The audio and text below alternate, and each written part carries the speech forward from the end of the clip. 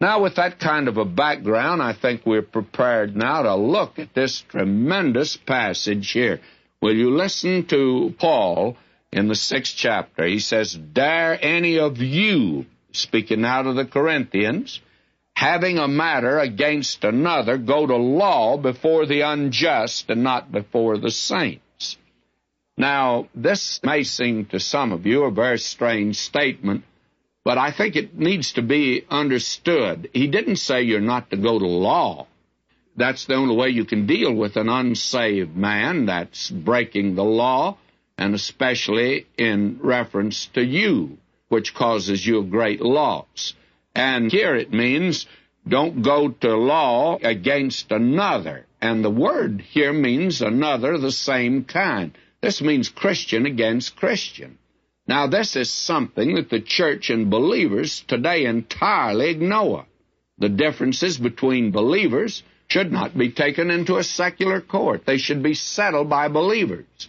Now, when I came here to Southern California and I was a pastor, I was rather amazed. One day a man came in rather excited, and he wanted to bring a charge against an officer of the church. In a business deal, he claimed he'd beat him out of a sum of money, and he might have. I don't know the pros and cons of it at all. The man never let me know, really.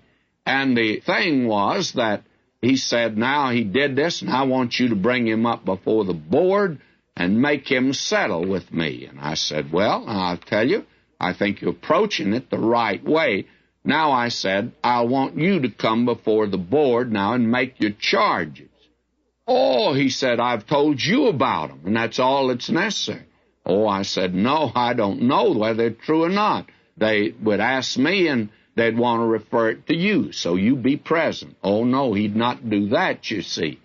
And then I asked him this question. I said, would you be willing to accept the verdict of the board? Well, he says, it's owing to how they decided it. He says, if they decided in my favor, I would accept it. Then I said, I understand if they decided against you, you would not accept. Oh, no, he said, I wouldn't.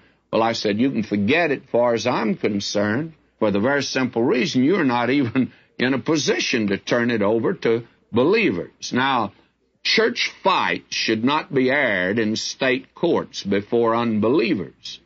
Individual differences should be adjudicated by believers. And I think that's the reason today a divorce of two Christians is bad enough.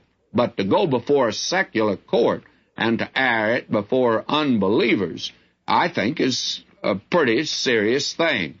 And that's one reason today that when they can't get along, two believers, and there's no way of reconciling them, I advise always legal separation, not a court trial at all. Now, why should a believer let his brethren be his judges and not take it to the unsaved world? There are a great many today will take it to the unsaved world and not let believers handle it. Now, this, again, has only to do with another believer. It's not to forbid him from going to court against an unbeliever.